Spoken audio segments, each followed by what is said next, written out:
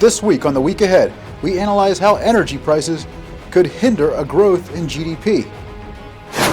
Plus, hear more ideas on energy issues. Welcome to The Week Ahead. I'm Frank McCaffrey.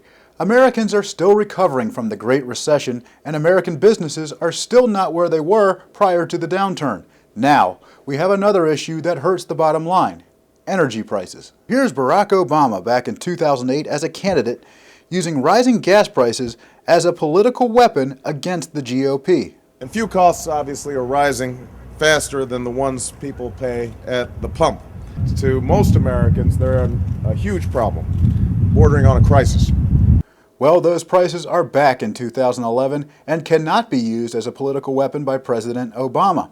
It also makes one wonder where the 4% growth in gross domestic product the Office of Management and Budget claims we're going to see in coming years will come from. Bottom lines seem so depleted. For more on this, we're joined by Americans for Limited Government's Robert Romano. Robert, a 4% increase in gross domestic product seems rather significant. Could rising energy prices hinder this? Absolutely. Nominal GDP is adjusted for inflation, and the Office of Management and Budget is projecting about a 1.7% decrease off of the nominal GDP, which produces what we call real GDP growth. And with that, they, as you note, are projecting 4% growth, but they're only projecting about 2% inflation for the next 10 years. And we've already saw 2.7% inflation in 2010 alone, 5.8% producer price index increase in the past year. And by this time next year, it won't be out of the question to have seen 5% CPI inflation and 10% producer price inflation. And that's going to have a real impact, decreasing the GDP. Robert, what industries would see the boom in business that would add up to this 4% growth? Well, that's a good question. It's certainly not going to happen domestically. What you're seeing because of the weak dollar and high prices here in America is it's just not cost effective to do business here as opposed to overseas. So what you'll continue to see is a flight of capital overseas where things are produced, which are then shipped back here to be sold at exorbitant prices. With the debt growing, right now the way we're paying for principal and interest on the debt is by having the Federal Reserve monetize it, i.e. print money to pay for it. And without the growth that was projected by OMB and other governmental organizations and agencies, is that we're not going to see the private sector assuming the debt. We're going to continue to see a monetary expansion, which is the only way that the government knows how to deal with this spiral in debt crisis and this rapidly escalating spending that's occurring in Washington right now. Eventually, they're not going to get the growth they were looking for, and they're going to have to cut spending, actually cut spending. Thank you very much, Robert. Energy issues are a major concern with American citizens and businesses.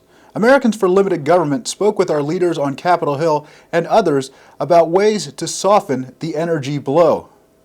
We're raising the fuel economy of cars and trucks in America using hybrid technology and other advances. As a result, if you buy a new car in the next few years, the better gas mileage is going to save you about $3,000 at the pump.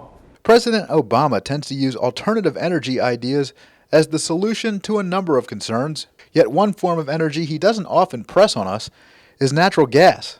Congressman John Fleming of Louisiana says this could be a solution to a number of our problems.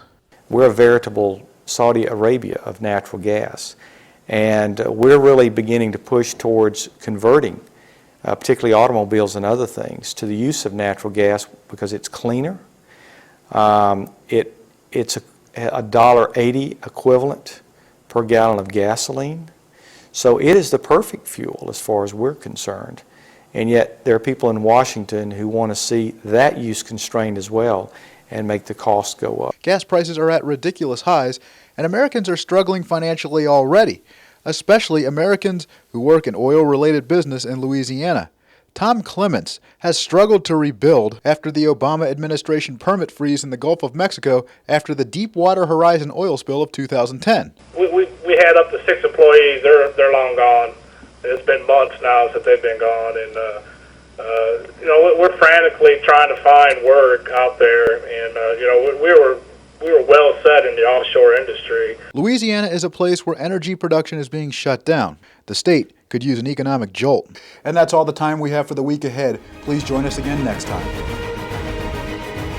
For more on these and other topics, visit netrightdaily.com.